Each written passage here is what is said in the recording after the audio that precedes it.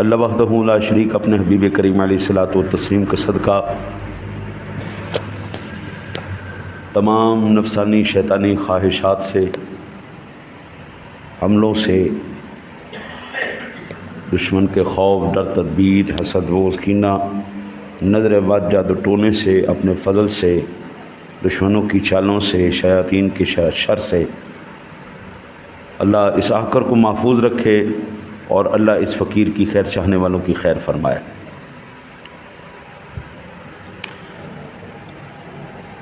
اللہ تعالیٰ کا کروڑہا مرتبہ احسان ہے کہ اللہ تعالیٰ نے ہمیں مسلمان پیدا فرمایا، اور اللہ تعالیٰ کا احسان در احسان، احسان عظیم پر احسان عظیم یہ ہے کہ مسلمان پیدا کرنے کے بعد باغی نہیں بنایا، حضور کا غلام بنایا ہے۔ ہمیں اولیاء اللہ کا گستاخ نہیں بنایا، ان سے محبت کرنے والا بنایا ہے۔ اہل بیت اطہار سے نفرت کرنے والا نہیں، محبت کرنے والا بنایا ہے۔ صحابہ اکرام کی محبت دلوں میں رکھ کر اپنے ایمان کو منور کرنے والا بنایا ہے، بغض صحابہ لے کر زندگی گزارنے والا نہیں بنایا۔ پھر اس پر احسان یہ ہے کہ پھر ہر جگہ پر، ہر مقام پر وہ ہم پر احسان در احسان در احسان کیے جا رہا ہے۔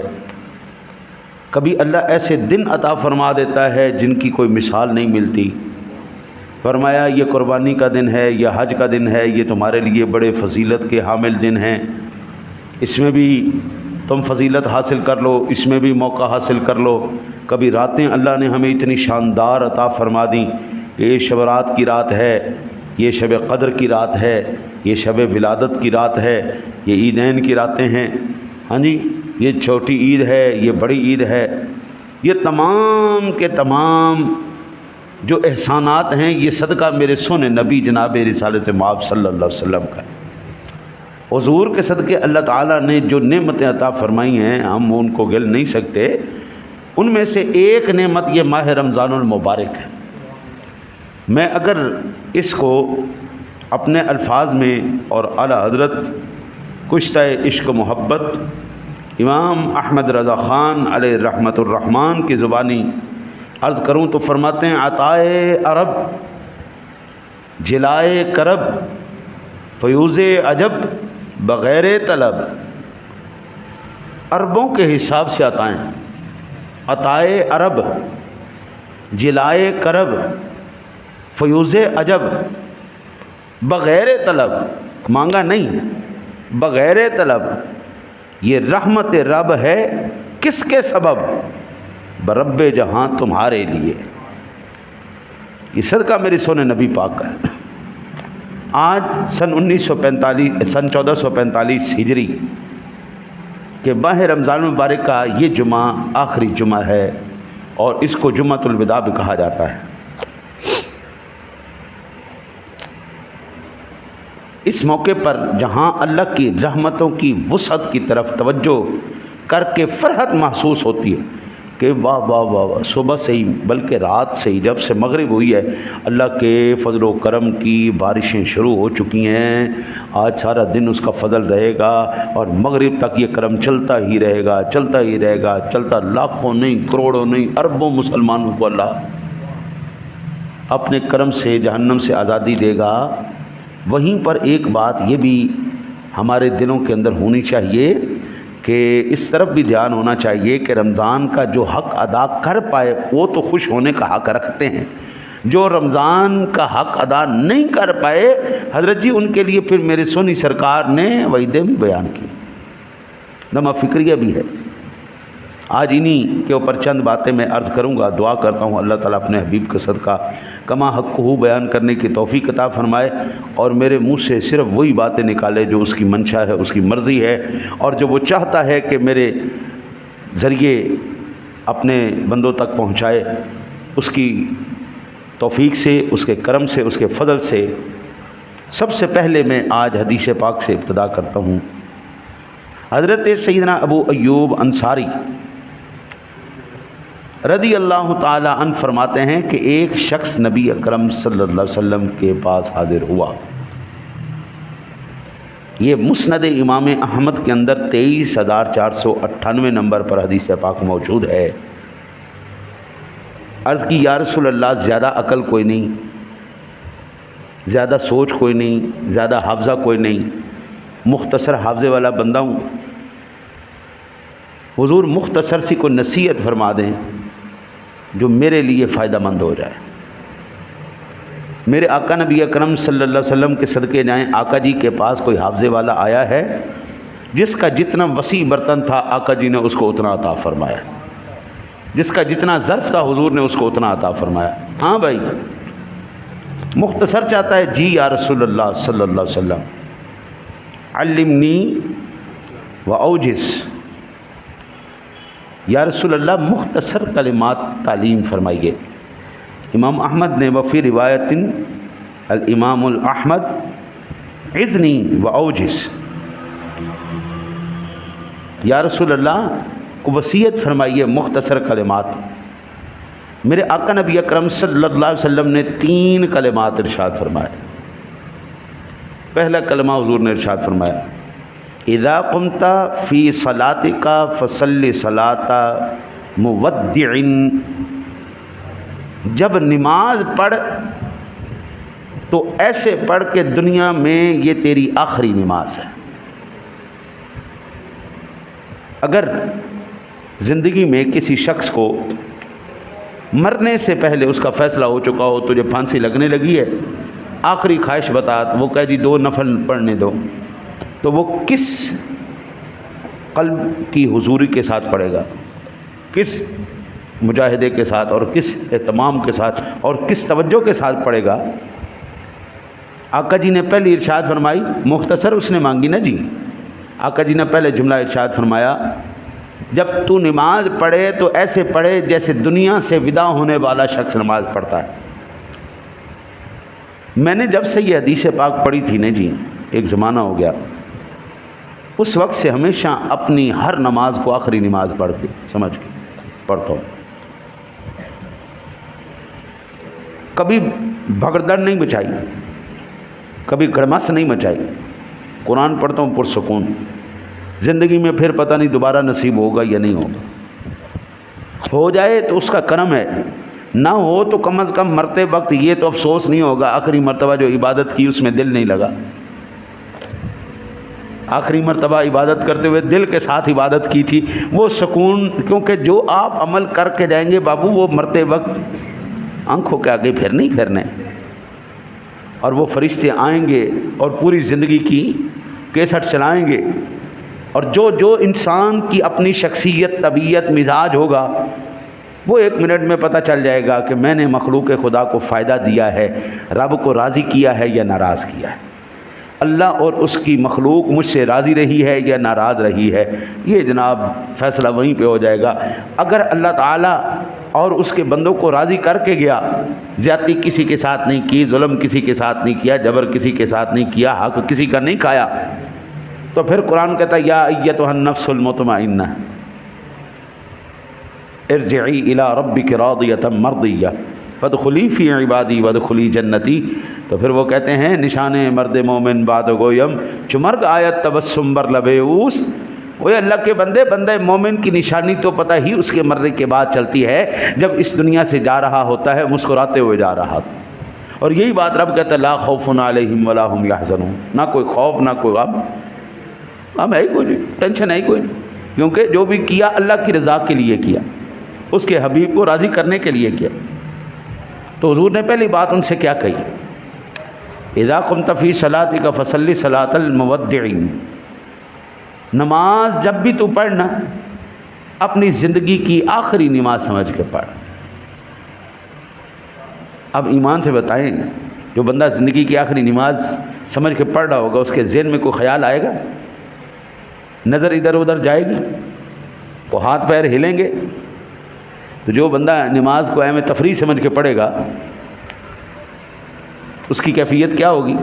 کبھی ہاتھ ادھر مار رہا ہے، کبھی ہاتھ ادھر مار رہا ہے، کبھی پگڑی سیدھی کر رہا ہے، کدی جبا سیدھا کر رہا ہے، کدی کوئی چیز ہے، کدی ادھر ویکھ رہا مسیح ہن گھڑی ٹائم کی ہو گیا ہے، کدی نال دن ویکھ رہا ہے ہن وہ رمضان شریف کا دن ہو جی، میری عادت ہے کہ میں وقت ضائع نہیں کرتا، مطالعہ کرتا ہوں، آ کے ادھر بیٹھ جاتا ہوں جہاں پہ بھی میں نے خدمت کی ہے۔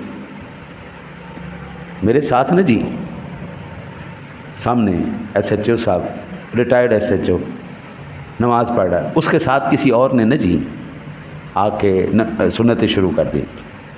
اچھا وہ بھی سنتیں پڑھ رہا ہے اور وہ بھی سنتیں پڑھ رہا ہے، دونوں سنتیں پڑھ رہے ہیں۔ جب اس نے نہ ساتھ والے نے سنتیں جلدی ختم کر لی، ایس ایچ او نے ذرا لیٹ کی، سلام پھیرتے ہی نا ہنسنے لگا، اوئے انہیں غلط سنتا پڑ گیا، انہیں غلط سنتا پڑ گیا، انہیں غلط سنتا پڑ گیا۔ وہ میں یکدم چونک گیا، اونچی کر کے اس نے بولا اچھا جی، میں نے کہا ہیں کی ہو گیا؟ میں کہا کیا ہوا بھائی صاحب کیا ہوا؟ کہنے لگے اس نے اشہد اللہ الہ الا اللہ کے بعد اٹھا نہیں، ہاں جی اشہد اللہ الہ الا اللہ کے بعد یہ اٹھ گیا ہے، اس کو پوری پڑھنی چاہیے تھی، اس لیے غلط سنتیں ہوئی۔ اثر میں غیر موقدہ ہیں تو یوم یقوم الحساب تک پڑھتے ہیں، اس نے تشہد کے بعد یہ اٹھ کے کھڑا ہو گیا، اس نے غلط پڑھی۔ میں کہا صاحب آپ اس کی نماز دیکھ رہے تھے کہ اپنی پڑھ رہے تھے؟ اللہ کے بندے، اس نے تیرے سے پہلے نماز پڑھ لی ہے، تو اس کے بعد ختم کر رہا ہے، او یہ تو اپنی پڑھ رہا تھا، اس کی طرح پڑھ رہا تھا۔ ہمیں تو نہیں سمجھ میں آتی، ہم جب نماز شروع کر دیں کیا ہو رہا ہے کیا نہیں ہو رہا، آس پاس ہماری توجہ نہیں۔ تو آقا جی نے پہلی نصیحت کی، اس نے مختصر مانگی، آقا جی نے ایک جملہ کہا، نماز ایسے پڑھ بچے زندگی میں آخری نماز پڑھ رہے۔ دوسری بھی آقا نبی اکرم صلی اللہ علیہ وسلم وَلَا تَكَلَّمْ بِكَلَامٍ تَعْتَذِرُ مِنْهُ، کوئی ایسی بات نہیں کرنی جس بات کرنے کے بعد تجھے سوری کرنی پڑے، معافی مانگنی پڑے، جملہ کوئی نہیں بولنا، اپنے جملوں کو ناپ تول کر بیان کرو، سیدھی بات کرو، جو جملہ کہنا ہے ناپ تول کر کرو، تاکہ تمہیں بعد میں اس کی پشیمانی نہ اٹھانی پڑے۔ فضول بات نہیں کرنی، غیبت نہیں کرنی، چغلی نہیں کرنی، جھوٹ نہیں بولنا۔ اللہ کے بندے ہر جملہ اپنا ناپ تول کے سامنے رکھ، تاکہ اسی جملوں کے اوپر اگر فیصلہ کر دیا جائے، اللہ کہے یہ جو تیری آخری گفتگو تھی، یہ جو تیری گفتگو تھی، اس کے اوپر میں فیصلہ کرتا ہوں، اگر یہ اچھی گفتگو تھی تجھے بخش دیا، اگر تیری بری گفتگو تھی تجھے پکڑ لیتا ہوں۔ تو حضرت اللہ کے سامنے بھی اگر وہ گفتگو پیش کر دی جائے تو بندے کو پشیمانی نہ ہو۔ ہم تو ایسے گفتگو کے دوران بھی اضافی کلمات اور لوگ کلمات اور بالکل جو ہے نا مجہول کلمات، جیسے پانی شانی، اب یہ شانی کا کیا مطلب ہے؟ بات، یہ بات کیا ہو گئی؟ اضافہ کرنا ایک، یہ تو ہو گیا۔ پھر غیر محتاط گفتگو کرنا، آج کل دور ہے جی اس کا، فلموں کا، ڈراموں کا، میڈیا کا دور ہے۔ آپ کی زندگی کے اوپر اگر ایک فلم بنائی جائے جس میں آپ کے تنہائی کے لمحات بھی ہوں، آپ کے سارے تنہائی کے لمحات، تنہائی کی حرکتیں، تنہائی کی باتیں آپ کی ساری ریکارڈ کی جائیں، کیا آپ اپنی زندگی پر بنی ہوئی فلم کو اپنی بہن کے ساتھ، اپنی ماں کے ساتھ بیٹھ کے دیکھ سکتے ہیں؟ اگر دیکھ سکتے ہیں تو مبارک ہو، اللہ کی بارگاہ میں آپ سرخرو ہیں، اور اگر نہیں دیکھ سکتے تو میرے نبی نے جو مجھے نصیحت کی ہے نا، تیری خلوت تو پاک ہو ہی ہو، تیری گفتگو بھی فضول نہ ہو، تیری خلوت تو پاک ہو ہی ہو، تیری سوچ۔ آج ہم نے صبح نا جی یہ پڑھا، میں آپ کو اللہ کے وہ پاک کلام کہ وہ جو ہے جی کلمات میں آپ کو سنائی دوں تاکہ برکت ہو جائے۔ اللہ وحدہ لا شریک نہ جی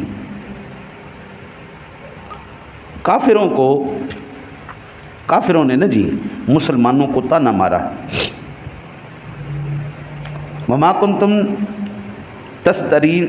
کنتم تستترون ان یشہد علیکم سمعکم ولا ابصارکم ولا جلودکم ولکن ظننتم ان اللہ لا یعلم کثیرا مما تعملون، اور تم اس سے کہاں چھپ کر جاتے کہ تم پر گواہی دیں تمہارے کان، تمہاری آنکھیں اور تمہاری کھالیں، لیکن تم تو یہ سمجھے بیٹھے تھے کہ اللہ تمہارے بہت سے کام نہیں جانتا۔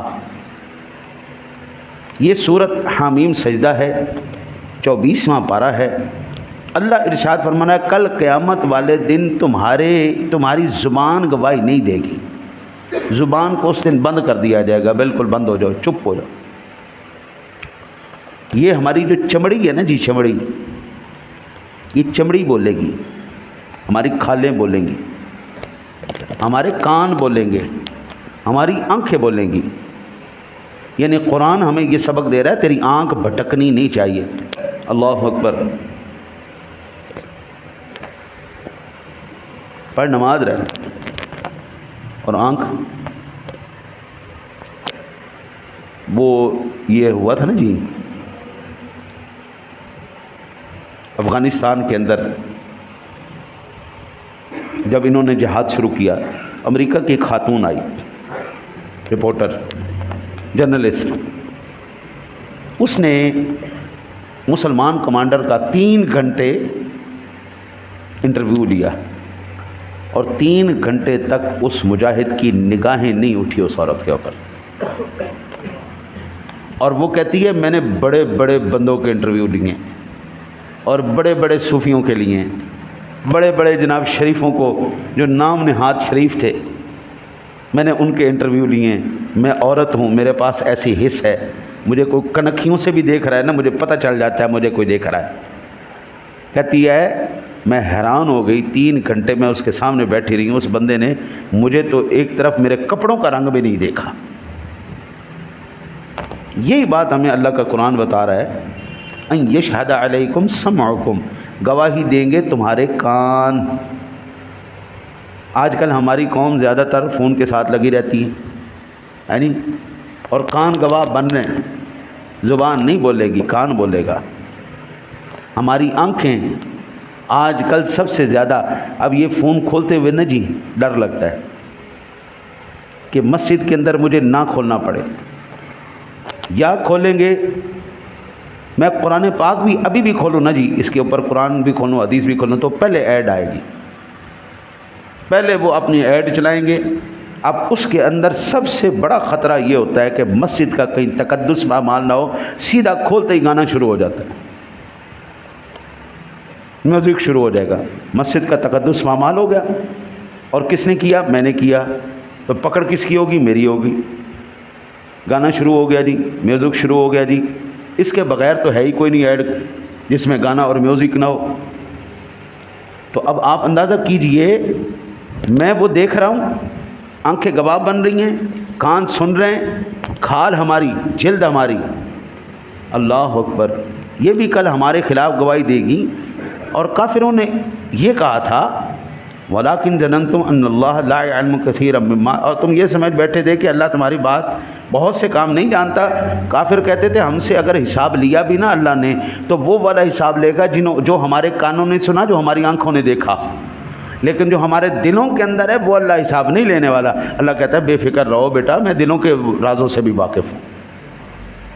یہ نہ اس بھول میں نہ رہنا کہ اللہ تمہارے دلوں کے راز نہیں جانتا، اللہ تمہارے دلوں کے راز بھی جانتا ہے۔ ہم نے تو اچھا، پھر مزے کی بات، اللہ اکبر، قرآن کے یہ مقام، ہم اپنے چہرے کو کتنا سجاتے ہیں، سجا سوار کے۔ اللہ وحدہ لا شریک ارشاد فرما رہا ہے، یہ جس ہاتھ کو اور جس چہرے کو میں سجاتا ہوں، یہ جب گواہی دیں گے نا، وَقَالُوا لِجُلُودِهِمْ لِمَ شَهِدْتُمْ عَلَيْنَا، اوے تو نے میرے خلاف ہی گواہی دے دی، پیروں سے کہا اوے تو نے میرے خلاف ہی گواہی دے دی، لِمَ شَهِدْتُمْ عَلَيْنَا، میرے خلاف تم نے کیوں گواہی دی؟ ساری زندگی تو میں نے تمہیں سنوارا ہے، وہ ساری زندگی تو میں نے تمہیں سنوارا ہے، اس حسن کے پیچھے مہنگی مہنگی کریمیں بھی لگائیں، علاج بھی کرائے، آج میرے خلاف ہی۔ قالوا انطقنا اللہ الذی انطق کل شیء، وہ کہیں گے ہمیں اللہ نے بلوایا جس نے ہر چیز کو گویائی عطا فرمائی، ہماری کیا ضرورت، ہم تمہارے خلاف گواہی نہ دیتے، ہمیں تو اللہ نے حکم کیا تھا۔ یہ اس سے پچھلی آیت مبارکہ ہے 20 نمبر سورہ حامیم سجدہ کی، وَهُوَ خَلَقَكُمْ أَوَّلَ مَرَّةٍ وَإِلَيْهِ تُرْجَعُونَ، اور اس نے تمہیں پہلی بار بنایا اور اسی کی طرف تمہیں پھرنا ہے۔ ہم جس کو سب سے زیادہ وفادار دیکھیں نا جی، آپ بہن کے ساتھ دھوکہ کر سکتے ہیں، بھائی کے ساتھ دھوکہ کر سکتے ہیں، آپ ماں باپ کے ساتھ دھوکہ کر سکتے ہیں، ہر ایک کے ساتھ دھوکہ اپنے ساتھ تو دھوکہ نہیں کر سکتے نا، اپنے ساتھ تو کوئی دھوکہ نہیں کرے گا نا، یا اپنے ساتھ دھوکہ کریں گے، اوے تو نے گناہ کیا ہے چلو تمہیں سزا ملے گی، تم نے آنکھوں نے گناہ کیا چلو تمہیں سزا ملے گی، کبھی ایسا ہوا ہے؟ نہیں ہوتا۔ بندہ اپنا وفادار ہوتا ہے، اپنا درد سب کو محسوس ہوتا ہے، بلی کی دم پہ بھی پاؤں رکھے وہ بھی میاؤں کرے گی، بندے کو اپنا درد محسوس ہوتا ہے، دوسروں کا ہو نہ ہو۔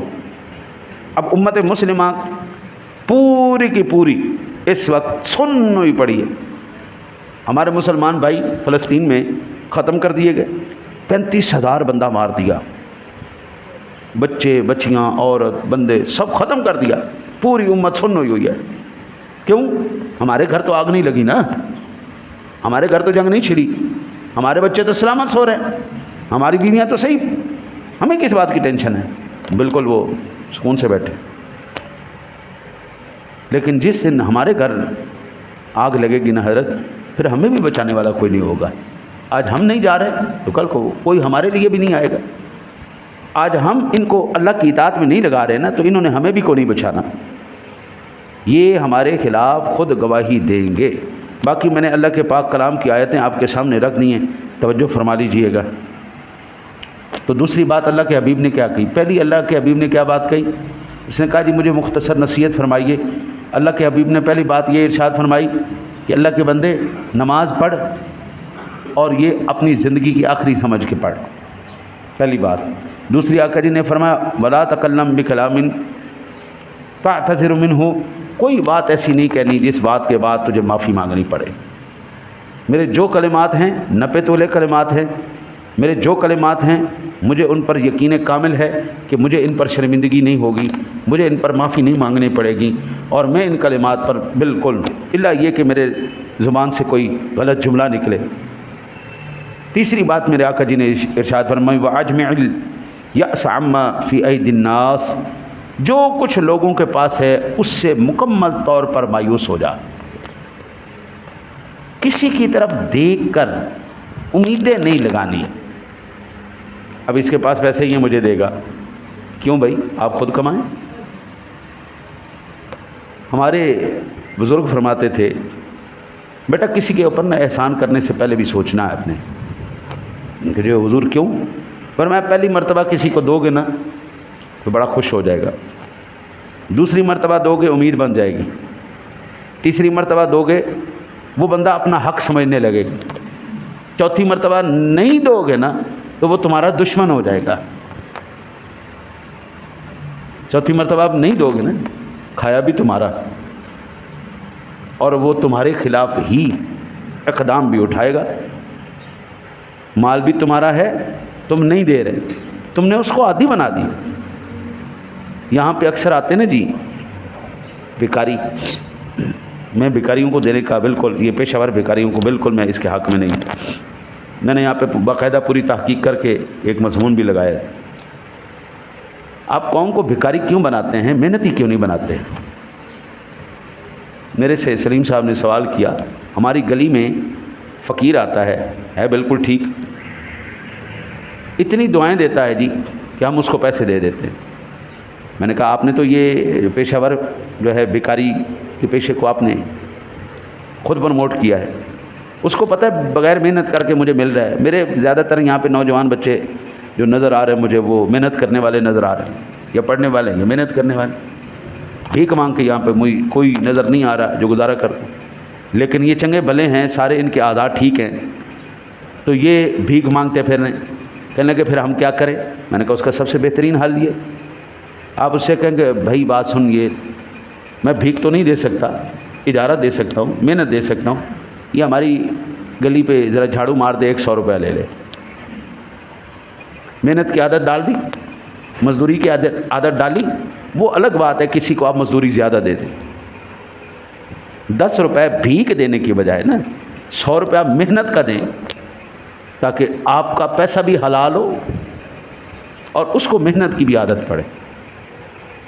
اب ہمارے سامنے سارا ہے، میں 5 وقت نماز پڑھاتا ہوں، مجھے پتہ ہے رمضان شریف کے اندر ہمارا دماغ کام کرنا بند کر گیا، اتنے بھکاریاں ہیں اور اتنے ڈرامے باز، فلم کے ایکٹر کیا ایکٹنگ کرتے ہوں گے جو ان کے پاس ایکٹنگ ہے، ان پرفیکٹ ایکٹنگ، اوئے ہوئے، کوئی فلاح ہے ہی کوئی نہیں، کوئی اس کے اندر آپ کو نظر نہیں آئے گی۔ ابھی آپ جمعہ پڑھ کے باہر نکلیے گا، تھوک کے حساب سے آپ کو بھکاری ملیں گے، تھوک کے حساب سے۔ محنت کرنی سکھواؤ ان کو، بھکاری نہ بناؤ۔ آپ نے اپنے بچے کو نہیں جی خاندان میں کسی گھر کو سپورٹ کرنا ہے، اس کا کوئی بچہ پکڑے، اس کو کہے بیٹا یار آج کل آن لائن کا زمانہ ہے، گھر آ سکتا ہے، گھر بلا لو، بیٹا یار یہ قرآن پاک تھوڑا سا مجھے پڑھا دے یار، آدھا گھنٹے کے لیے آ جائے کر، اس کی خدمت کریں، اس کی عزت نفس بھی مجروح نہیں ہوگی اور محنت کی عادت بھی پڑ جائے گی۔ بھکاری نہیں بنانا۔ وہی بات میرے آقا جی نے فرمائی، وَأَجْمِعِ الْيَأْسَ عَمَّا فِي أَيْدِي النَّاسِ، جو لوگوں کے پاس مال ہے اس سے مایوس ہو جا، میرا ہے ہی نہیں۔ 3 باتیں حضور نے نصیحت کی۔ پہلی، نماز جب بھی پڑھنی ہے زندگی کی آخری نماز سمجھ کے پڑھنی۔ دوسری بات، کوئی بات ایسی نہیں کرنی جس بات کے کرنے کے بعد آپ کو معافی مانگنی پڑے، شرمندگی اٹھانی پڑے، ایسی بات کہنی نہیں، ناپ تول کے بات کرو۔ قرآن کہتا ہے فَحَسِبْتُمْ أَنَّمَا خَلَقْنَاكُمْ عَبَثًا، کیا آپ یہ سمجھتے ہیں کہ اللہ تعالیٰ نے آپ کو فضول پیدا کر دیا؟ وَأَنَّكُمْ إِلَيْنَا لَا تُرْجَعُونَ، واپس آپ نے نہیں لوٹنا، ٹھیک ہے۔ اور اللہ تعالیٰ کہتا ہے جو یہ لوگ توجہ نہیں کرتے، وَلَقَدْ ذَرَأْنَا لِجَهَنَّمَ كَثِيرًا مِّنَ الْجِنِّ وَالْإِنسِ لَهُمْ قُلُوبٌ لَّا يَفْقَهُونَ بِهَا وَلَهُمْ أَعْيُنٌ لَّا يُبْصِرُونَ بِهَا وَلَهُمْ آذَانٌ لَّا يَسْمَعُونَ بِهَا أُولَٰئِكَ كَالْأَنْعَامِ۔ میں کل قیامت والے دن جنوں اور انسانوں کو کثرت کے ساتھ جہنم میں پھینکوں گا۔ یا اللہ کیوں؟ لہم قلوب لا یفقہون بہا، دل تو تھے ان کے پاس، انہوں نے سمجھا کیوں نہیں؟ ولہم آذان لا یسمعون بہا، کان تو تھے ان کے پاس، انہوں نے سمجھا کیوں نہیں، سنا کیوں نہیں؟ ولہم اعین لا یبصرون بہا، آنکھیں تھیں ان کے پاس، دیکھا کیوں نہیں؟ اولئک کالانعام، جو دل نہیں استعمال کر رہا، جو کان نہیں استعمال کر رہا، جو آنکھیں نہیں استعمال کر رہا، یہ جانوروں کی طرح، اولئک کالانعام بل ہم اضل، بلکہ اس سے بھی بدتر ہے۔ کتا ہمارے معاشرے میں سب سے کم ترین جانور سمجھا جاتا ہے۔ وہ کتا بھی جس کی 2 دن روٹی کھا لینا اس کی وفا نہیں چھوڑتا، وہ اپنے مالک کے لیے کٹ کے مر تو جائے گا، کتا ہو کے آپ اس کو گھر میں نہ گھسنے دیں، باہر ہی رکھیں، باہر ہی روٹی ڈال دیں، 2 دن ڈال دیں، وہ 2 دن کی روٹی کی لاج اپنی جان دے کے پوری کرے گا۔ جو ہمارے ہاں بالکل بہت برا سمجھا جاتا ہے، وہ بھی اللہ کی مخلوق، لیکن معاشرے کے اندر ہم اس کو گالی سمجھتے ہیں۔ وہ کتا روٹی کے ساتھ اتنی وفا کرتا ہے، جس کے ہاتھ سے کھا لے پھر کبھی اس کو بھونکتا نہیں، جس کے ہاتھ کی کھا لے اس کے گھر کو کچھ ہونے نہیں دیتا، اس مالک کو کچھ ہونے نہیں دیتا، اس پر کوئی مصیبت آ جائے تو کٹ کے مر جاتا ہے۔ تو پھر اللہ کا قرآن صحیح کہہ رہا ہے نا، دل تو ہے سمجھا نہیں، آنکھیں ہیں دیکھا نہیں، کان ہے سنا نہیں، اولئک کالانعام، یہ جانوروں کی طرح، بل ہم اضل، بلکہ اس سے بھی بدتر ہیں، اولئک هم الغافلون، یہ لوگ تو غفلت والے۔ منافق کے اوپر جو چارج لگا کر اللہ نے اس کو سرٹیفکیٹ دیا تھا منافقت کا، وہ کیا تھا؟ فی قلوبہم مرض فزادہم اللہ مرضا، ان کے دلوں میں مرض ہے، دل کے کوڑے ہیں، دل صاف نہیں، دل گندے ہیں، اس لیے یہ منافق کانوں، دلوں، آنکھوں سے نہ سمجھنے والے، اللہ کہتا ہے جانور ہیں، ان سے بھی بدتر ہیں۔ اور اللہ سورہ حامیم سجدہ میں ارشاد فرما رہا ہے یہ سارا کچھ گواہی دے گا تمہارے خلاف ہی۔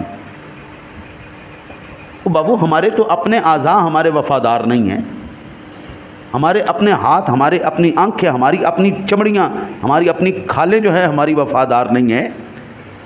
یہ بھی کل قیامت والے دن گواہی دیں گی اور ہم کہیں گے ہمارے خلاف بول پڑے، ہمارا ہاتھ ہمارے خلاف گواہی، ہماری آنکھیں کان ہمارے خلاف ہی گواہیاں۔ تو وہ کہیں گے ہم نہیں بول رہے، ہمیں اس مالک نے بلایا ہے۔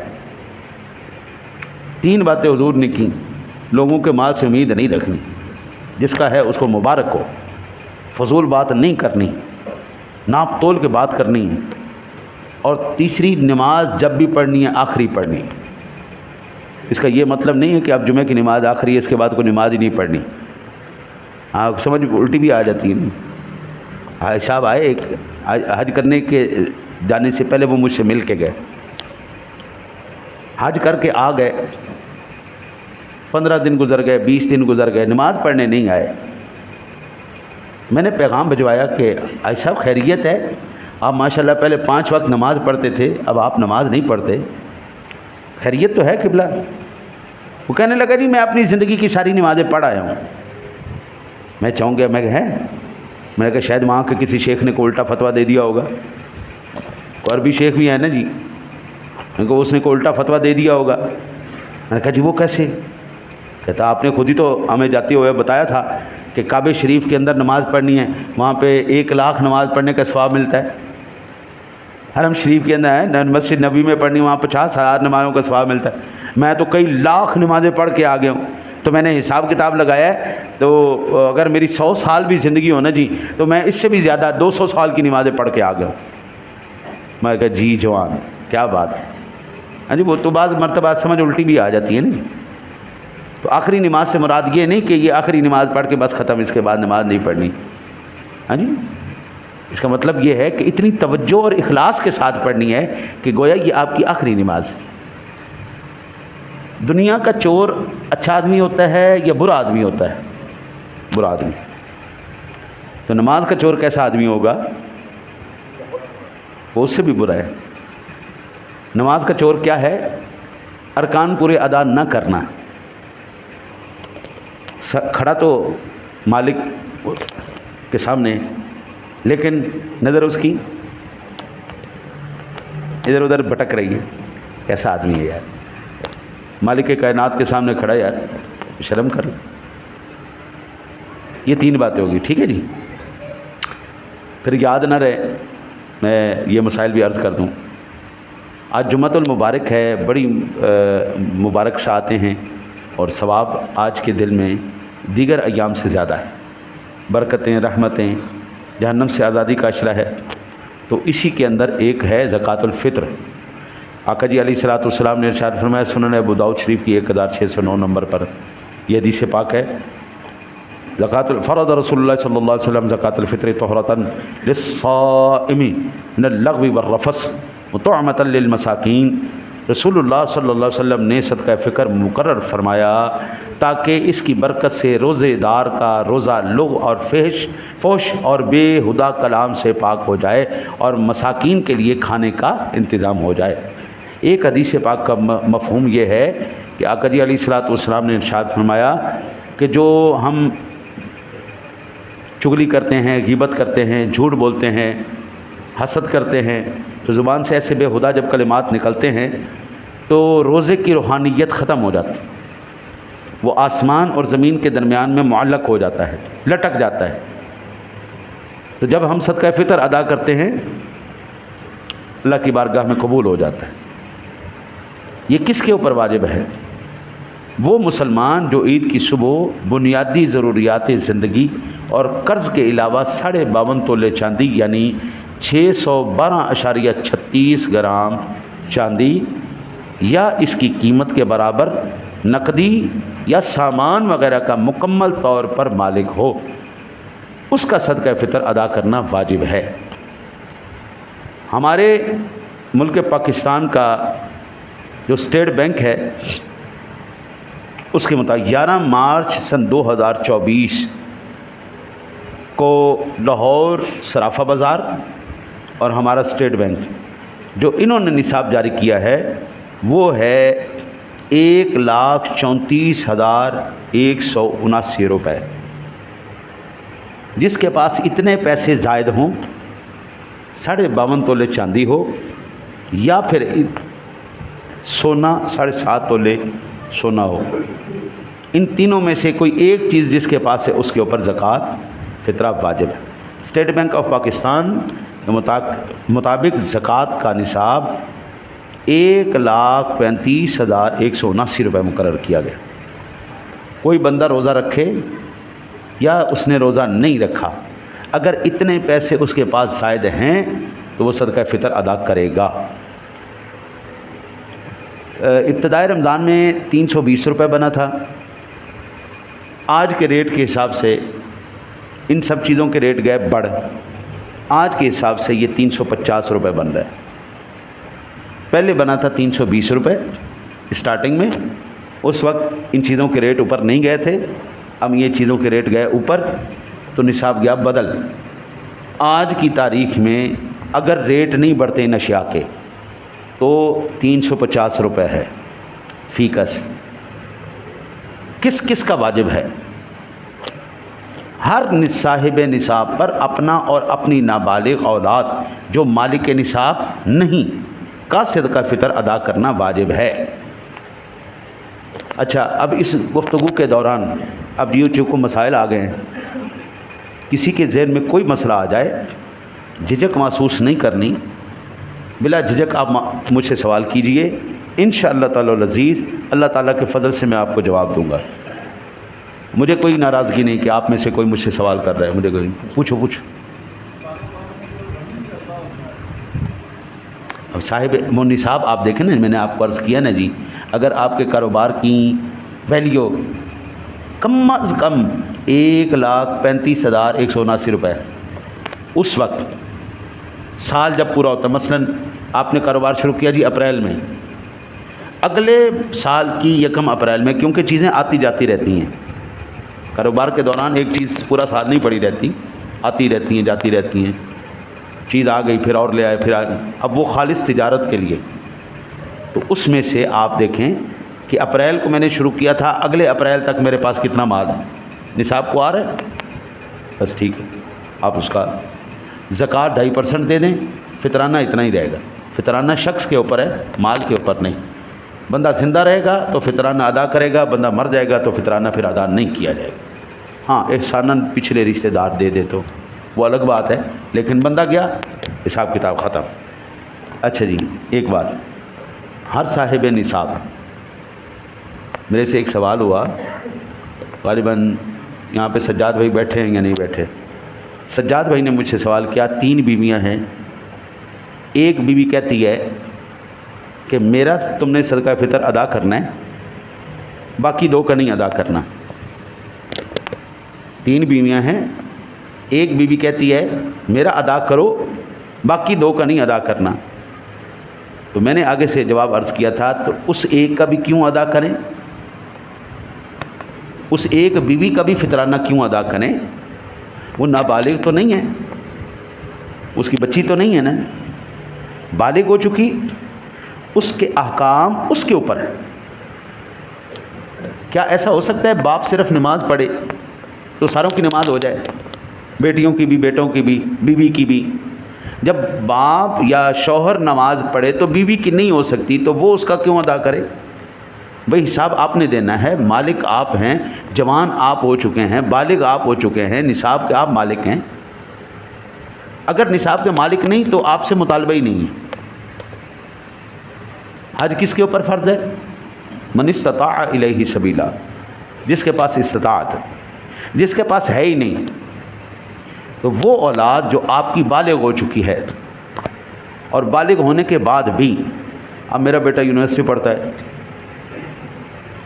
یہ سارے اس کی فیس، اس کی موٹر سائیکل، اس کا خرچہ، اس کا پیٹرول، اس کے کپڑے، یہ سارا کچھ میرے ذمہ ہے، میں ہی کرتا ہوں۔ یہ ابھی پڑھ رہا ہے، نوکری نہیں کرتا، اس کا بھی فطرانہ میرے اوپر واجب نہیں ہے۔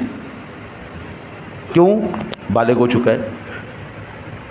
اب یہ اپنی نماز پڑھے گا، اپنی زکوٰۃ دے گا، اپنی خیرات دے گا.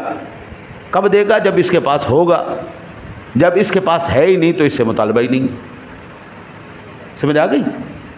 بیوی کی طرف سے آپ فطرانہ احساناً دے دیں کہ میں دینا چاہتا ہوں تو ٹھیک ہے، بسم اللہ دیں. جوان اولاد کی طرف سے آپ دینا چاہتے ہیں احساناً تو ٹھیک ہے، آپ دے دیں.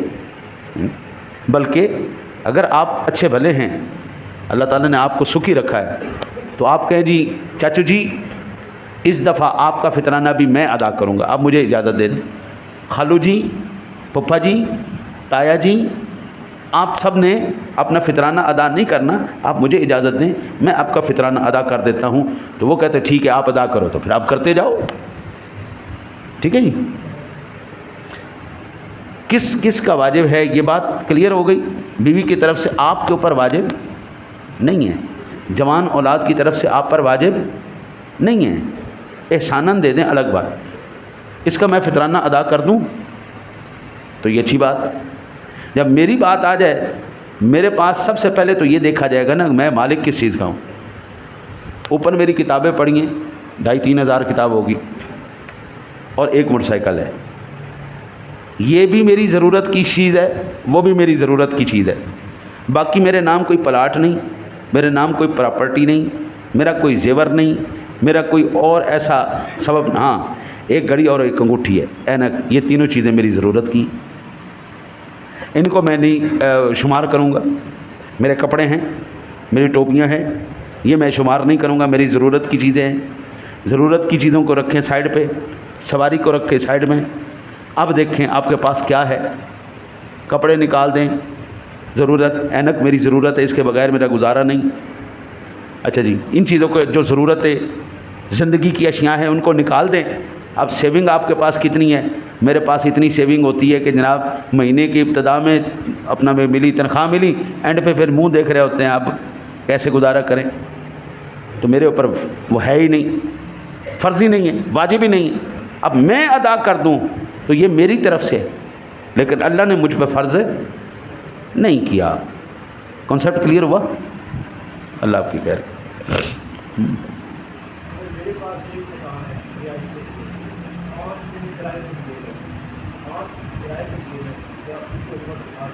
جی ظاہری بات ہے، ظاہری بات ہے. جب بھی کوئی بھی عنصر تجارت میں شمار ہو گیا نا، اب وہ سارا کا سارا کاؤنٹ ہوگا اس کے اندر. رہائش والا نکال دیں بیچ میں سے. وہ ضرورت زندگی کی اشیاء حاجات اصلیہ کہلاتے ہیں. کپڑے ہے، مکان ہے، سواری ہے، یہ جو آپ کی جو ہے ذات سے منسلک، اسلام آپ سے اس کا حساب نہیں مانگتا. اب باقی 5 مکان ہیں وہ تجارت کے لیے کرائے پہ دیا ہوا نہیں، تو تجارت کے اندر اس کی زکوٰۃ بنے گی. فطرانہ اور چیز ہے، اس کی زکوٰۃ بنے گی. وہ زکوٰۃ سال بعد جو اس کا بنے گا آپ اس کے اوپر 2.5% ادا کیجئے. یہ زکوٰۃ کے انشاءاللہ زندگی رہی تو مسائل میں پھر الگ سے عرض کروں گا. ہاں وہ جو اس کا مالک ہے وہ نصاب میں تو آئے گا، نصاب میں تو آئے گا نا جی، نصاب میں آئے گا. اس کی زکوٰۃ ہوگی، فطرانہ نہیں. فطرانہ بندے کے اوپر ہے. جی جی وہ کچھ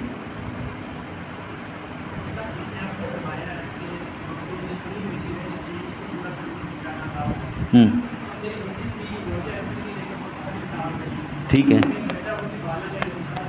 ٹھیک ہے. جی ہاں ٹھیک ہے.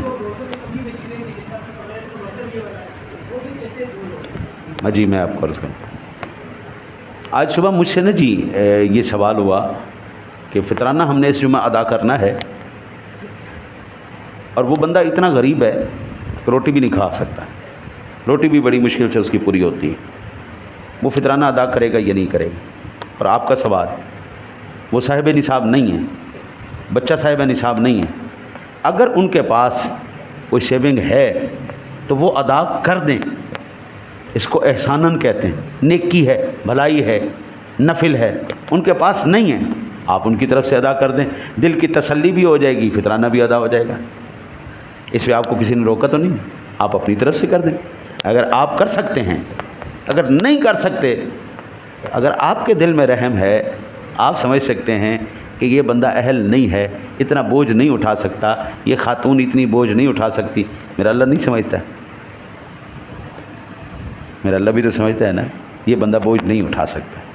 لا یکلف اللہ نفسا الا وسعہا، اللہ کبھی کسی بندے کے اوپر اتنا بوجھ نہیں ڈالتا جو وہ اٹھا نہ سکے۔ اللہ ہر ایک کے اوپر اتنا ہی بوجھ ڈالتا ہے جتنا وہ اٹھا سکے۔ اگر اچھا ایک اور سوال ہوا مجھ سے، سلیم صاحب نے مجھ سے پوچھا، کہنے لگے جی ایک عورت کے پاس 7.5 تولے سے زیادہ سونا بھی ہے، وہ کہتی میں دیتی ہی نہیں، فطرانہ میں دیتی ہی نہیں، یعنی صاحب نصاب ہے، مجھے کوئی پیسے دیتے ہو؟ میں دیتی ہی نہیں۔ اور کوئی اگر زبردستی کرے یا ہر دھرم ہو جائے، میرا کام ہے میں اس سے ادا کرواؤں؟ نہیں جناب، جس نے حکم دیا وہ بڑا زور آور ہے، وہ خود بخود نکلوا لے گا۔ اللہ تعالیٰ نے آپ کے پاس یعنی 7.5 تولے سونا کا مطلب کیا ہوا؟ کل میں نے اس کا ریٹ پتہ کیا تھا، 2,38,000 روپے کے قریب ہو چکا ہے، یعنی اتنا ہی 2 لاکھ سے اوپر جا چکا ہے۔ 7.5 تولے کا مطلب ہے وہ 18-20 لاکھ روپے۔ 18 لاکھ روپے میں سے اللہ آپ سے کتنا مطالبہ کر رہا ہے؟ 350 روپے۔ 18 لاکھ روپے میں سے مطالبہ کتنا ہے؟ 350 روپے۔ اور اگر کوئی 350 روپے بھی نہیں دے سکتا تو پھر اللہ واقعی اس سے کوئی حساب نہیں دے گا، کیونکہ اس کے بیچارے کے پاس 350 روپے بھی نہیں، اور اگر باوجود ہونے کے وہ نہیں دے رہا تو آپ کو فکر کرنے کی ضرورت نہیں، وہ بڑا زور آور ہے، وہ خود ہی لے لے گا حساب۔ آپ کرنا چاہتے ہیں بسم اللہ آپ کریں، آپ کے دل کی تسلی ہو جائے گی، وہ کرنا چاہتی ہیں کریں، ان کے دل کی تسلی ہو جائے گی، لیکن اگر نہیں ہے تو مطالبہ نہیں۔ ٹھیک ہے جی۔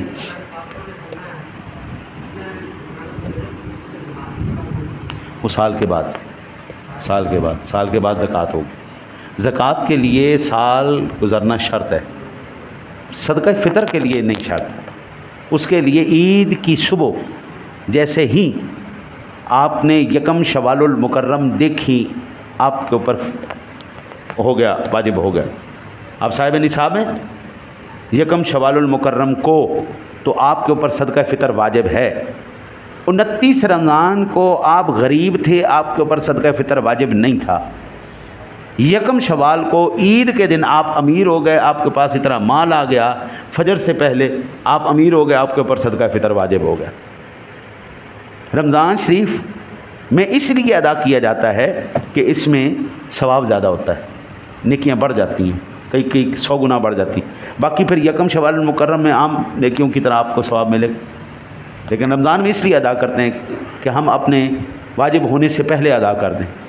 تو یہاں سے ہمارے علماء کہتے ہیں کہ اگر آپ زکوٰۃ بھی کسی کو ایڈوانس دینا چاہیں، آپ کا کوئی عزیز ہے، دوست ہے، آپ کا کوئی رشتہ دار ہے، اور ایسا رشتہ دار ہے جس کو ضرورت اس وقت ہے 5 لاکھ روپے کی، آپ کی زکوٰۃ بن رہی 4 لاکھ روپیہ، 1 لاکھ روپیہ کم پڑ رہا ہے، آپ کہتے ہیں جی میں اگلے سال کی زکوٰۃ بھی اسی میں دے دیتا ہوں، تو ٹھیک ہے، وہ کہتے ہیں آپ ادا کر دیں، آپ کے لیے نیکی سمجھی جائے گی، اور جب وہ اگلا سال آئے گا تو آپ اس میں سے کم کر دیجئے گا۔ ٹھیک ہے جی۔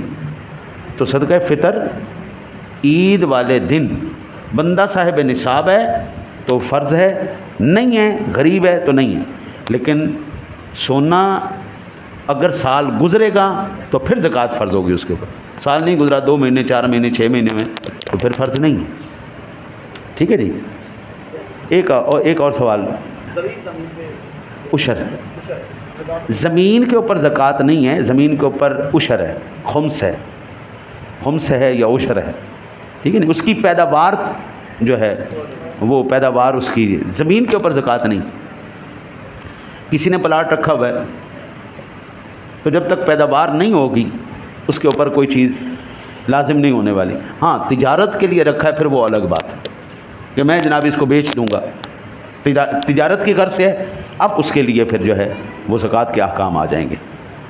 ٹھیک ہے جی۔ اور کتنا واجب ہے اگر دینا چاہیں دوسری طرح تو 2 کلو گندم یا آٹا یا 4 کلو کھجور، کشمش، جو، اگر یہ نہیں دینا چاہتے تو پھر ان کی قیمت ادا کریں، کم از کم قیمت 350 روپے اب بن رہی۔ 1 رمضان المبارک کو میں نے حساب کیا تھا تو اس وقت بنی تھی 320 روپے، اب ہر چیز کی قیمت گئی اوپر، سونا ہو گیا مہنگا، معدنیات ہو گئی مہنگی، تو اب حساب بنے گا 350 روپے۔ اگر عید والے دن تک یہی ریٹ رہتے ہیں تو یہ حساب رہے گا، اگر اس سے بڑھ جاتے ہیں تو پھر اس کے اندر 20-50 روپے بڑھا دیجئے گا۔ بہتر یہی ہوتا ہے کہ آپ اللہ کے نام پہ تھوڑا زیادہ دے دیں تاکہ اللہ تعالیٰ آپ کو اس کا اجر ہی عطا فرمائے گا۔ دوسری بات، یہ 350 روپے سب سے کم ترین ہے، اس کے بعد جس کی حیثیت ہو وہ کھجور کی دے، جس کی حیثیت ہو وہ منقے کی دے، جس کی جتنی حیثیت ہے وہ بندہ خود جانتا ہے اور اللہ جانتا ہے۔ مال آپ کا ہے، دینا اللہ کے نام پہ ہے، قبول اس نے فرمانا ہے۔ آپ کو پتہ ہے کہ میری اتنی حیثیت ہے، میں اتنا دے سکتا ہوں، ٹھیک ہے جی۔ اگر اس سے کم دیں گے تو حضرت جتنا دیا اتنا تو ادا ہو گیا، باقی آپ کے اوپر ڈیو رہے گا، ٹھیک ہے جی۔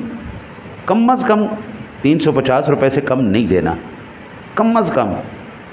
یہ عام متوسط شخص کے لیے ہے، جو تو اچھے چنگے بھلے ہیں ان کے لیے پھر وہی۔ اب کھجور 600 روپے کلو بھی مل رہی ہے، 4 کلو کھجوروں کے پیسے بناؤ، 2400 روپے بنے گا، 2400 روپے ادا کرو، اور جتنا صدقہ فطر ہے اتنا ہی روزے کا فدیہ ہے۔